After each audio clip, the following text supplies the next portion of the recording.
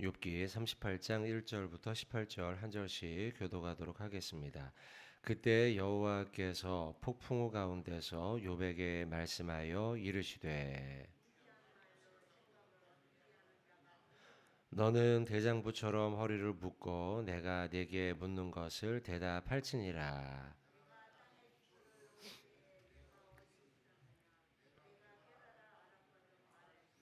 누가 그것의 도량법을 정하였는지 누가 그 줄을 그것의 위에 띄웠는지 네가 아느냐.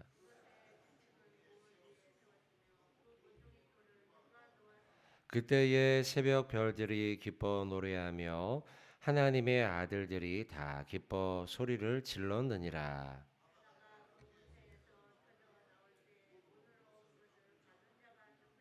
그때에 내가 구름으로 그 옷을 만들고 흑암으로 그 강보를 만들고 이르기를 내가 여기까지 오고 더 넘어가지 못하리니 내 높은 파도가 여기서 그칠지니라 하였노라.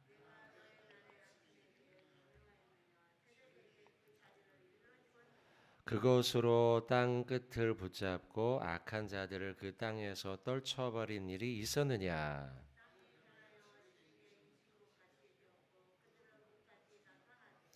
악인에게는 그 빛이 차단되고 그들의 높이 든 팔이 꺾이느니라.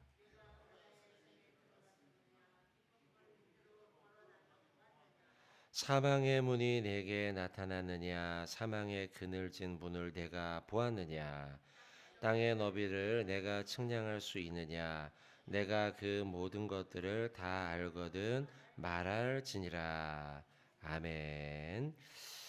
욥기의 말씀 38장입니다. 오늘 말씀은 1절에 나오는 것처럼 여호와께서 폭풍 가운데서 욥에게 말씀하시고 묻는 말씀들이 쭉 기록되어져 있습니다. 그러면서 대답하라는 거예요. 3절에 보면 너는 대장부처럼 허리를 묶고 내가 너에게 묻는 것에 대답해라 라고 하면서 연이어지는 뒤의 말씀 가운데 하나님의 질문들이 등장하고 있습니다. 그 가운데 가만히 보시면은요. 자, 보세요. 4절에부터 내가 땅의 기초를 놓을 때 네가 어디 있었느냐. 그러면 5절에 누가 그것의 도량법을, 자 5절에 누가, 그 다음에 또 뒤에 5절 누가 그 줄을, 6절에도 쭉 물으면서 끝에 누가 놓았느냐. 그리고 8절에도 보시면은요. 바다가 그 모태에서 터져 나올 때에 문으로 그것을 가둔 자가 누구냐, 누구. 또 12절에도 그렇게 하면서 쭉 5절부터 시작해서 11절까지는 누가라고 하면서 누가 그걸 했느냐는 거예요. 근데 이 핵심 단어가 누가인데 이 누가라는 단어는 결국 누구를 가리키느냐? 하나님을 가리키죠. 결국 이건 다 하나님이 하신 거죠. 5절에 누가 그것의 도량법을 정하였느냐? 누가 했느냐? 하나님이죠. 결국 질문이지만 결국 답은 이 일들은 다 하나님이 하셨다는 것이죠. 누가 그 줄을 그것의 위에 띄웠느냐? 하나님이죠. 또 6절에 그것의 주추는 무엇 위에 세워졌으며 그 모퉁이 돌을 누가 놓았느냐? 결국 하나님이죠. 새벽별이 기뻐하고 소리를 지르고 바다가 그 모태에 터져나온 가운데 문으로 그것을 가둔 자가 누구냐? 바로 하나님이죠. 그래서 5절부터 11절까지 핵심 단어인 누가에 대한 내용은 결국 하나님이며, 그래서 5절부터 11절까지의 질문에 대한 핵심은 바로 이 모든 건 다 하나님이 하셨다라는 말씀이죠. 하나님이 행하신 것이에요. 이 모든 것들은 하나님이 하셨죠. 이 세상을 만들고 세상을 주관하고 그리고 이 모든 것을 운행하시고 이 모든 일을 하시는 분은 하나님. 결국 신학의 한 분야인 신론에 대한 이야기입니다. 하나님은 누구냐? 하나님은 무엇을 하시는 분이냐? 라는 것에 대한 말씀이 5절부터 11절까지 쭉 기록되어 있습니다. 반면 오늘 본문의 후반부인 12절부터 그 이하의 말씀에 핵심 단어는요. 내가라는 단어입니다. 보세요. 12절에 내가 너의 날에 아침에 명령하였느냐. 내가 새벽에 그 일을 일러주냐. 여기 이제 물론 내가라는 말은 안 나오지만 반복해서 묻는 거예요. 너가 했냐? 너가 했냐? 너가 했냐는 거예요. 너가 13절에 그것으로 땅 끝을 붙잡고 악한 자들을 그 땅에서 떨쳐버린 일이 네가 있었냐? 너라는 거죠.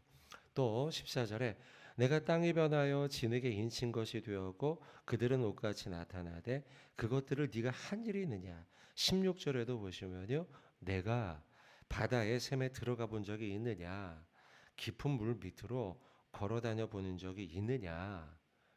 너가 해본 적이 있냐는 거죠. 17절 사망의 문이 너에게 나타나느냐. 사망의 그늘질 것을 네가 보았느냐라고 하며 12절 이하에 나오는 핵심의 단어는 내가라는 단어예요. 내가. 근데 이 내가라는 단어는 1차적으로는 누굴 가리킵니까? 욥에게 묻고 있으니까 욥이겠죠. 그러나 그 말의 의미를 헤아려 보면 결국 우리 인간들을 가리킵니다. 그래서 12절 이하에 나오는 내가의 핵심, 이 내용의 핵심은 인간은 어떤 존재냐라는 거예요. 인간은 이런 일을 해본 적이 있느냐? 인간은 이렇게 물밑을 걸어본 적이 있느냐? 인간은 이렇게 아침에게 명령해서 새벽이 오도록 만드냐? 오늘 지금 오면서 비가 왔는데요.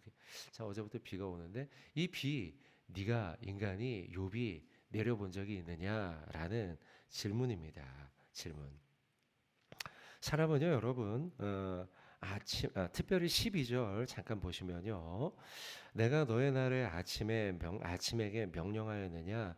새벽에 그 자리를 읽어줬느냐? 아침아 밝으라. 우리가 이렇게 명령한다고 아침이 밝아집니까, 여러분? 또 새벽아 밝아져라. 이곳으로 와라. 이제 이 지구는 이렇게 둥그니까요. 태양을 이렇게 돌면서 그러면서 자전하면서 어딘가는 지금도 새벽이죠. 비행기를 타고 우리가 가다 보면 밤이 되고 새벽이 되고 이 시간대를 막 지나가지 않습니까? 지나가면서 그러고 보면 하루 종일 어딘가는 새벽인 곳이 있겠구나. 돌아가면서 있겠지만요. 우리는 지금 이 시간이 여기가 새벽이지만 이 시간이 좀 지나가면 낮이 되고 그러나 또 어딘가는 또 새벽이 되고 그러니까 새벽을 불러낸 적이 있느냐라는 이 말씀이 그런 말씀이에요. 새벽을 불러내서 그 자리, 요 자리가 지금은 새벽이야. 요 자리가 지금은 새벽이야. 우리가 이런 적이 있냐는 거죠. 인간은요. 우리가 입을 가지고서 말하면 못하는 게 없습니다. 우리 입으로는요 다 할 수 있어요. 뭐든지요. 말로는 쉽게 평가도 내립니다. 심지어 하나님조차도 우리가 막 평가하죠. 하나님을 쉽게 평가하거나 폄하하거나 부정하기도 해요. 하나님의 하신 일, 하나님이 하시지 못하는 것처럼 보이는 것, 하나님은 왜 이거밖에 안 돼? 하나님이 계신 거야. 라고 우리가 쉽게 말로는요 다 그렇게 말을 합니다. 하나님이 하실 수 없는 것처럼 보이는 것. 그래서 우리 입으로는 함부로 말하지만요. 그러나 하나님이 하신 일 우리가 하라.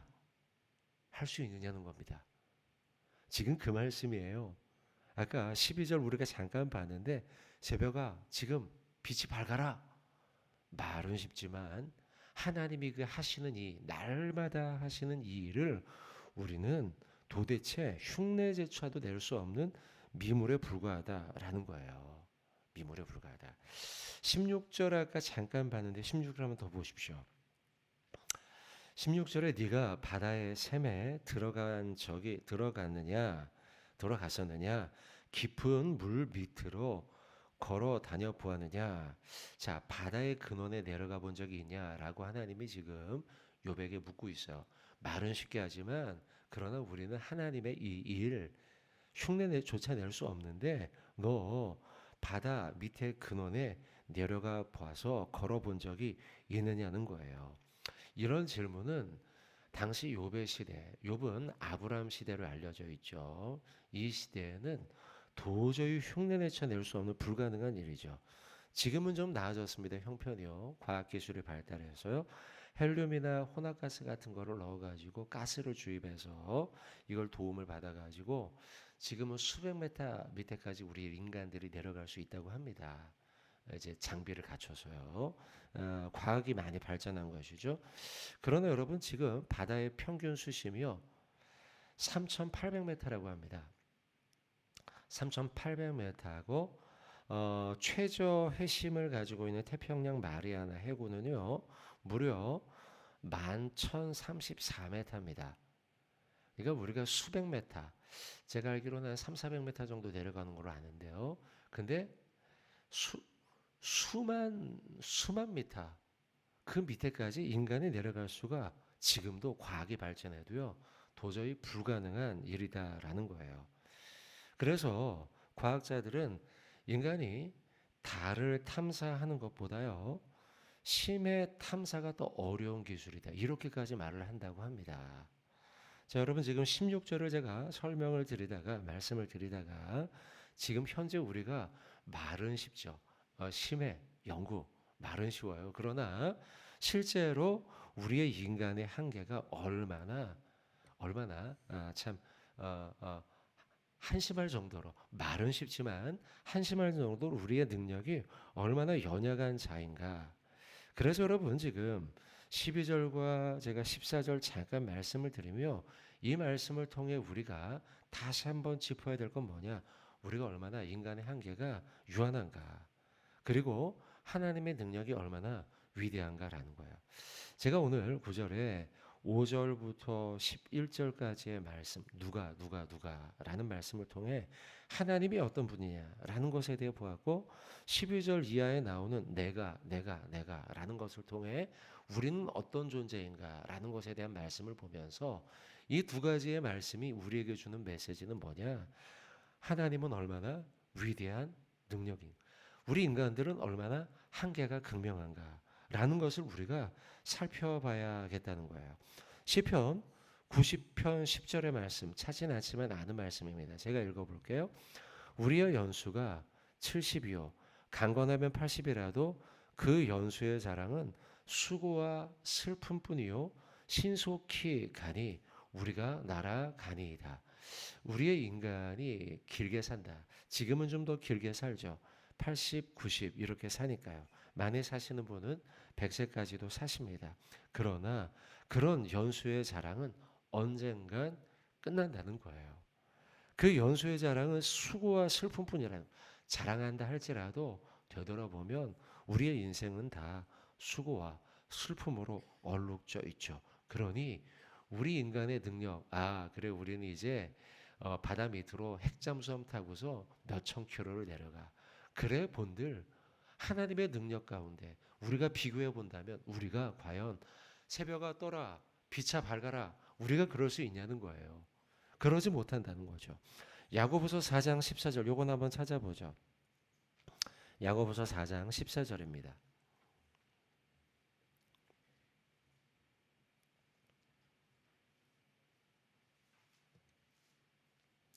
요 말씀 한 절 찾고 말씀 맺도록 하겠습니다.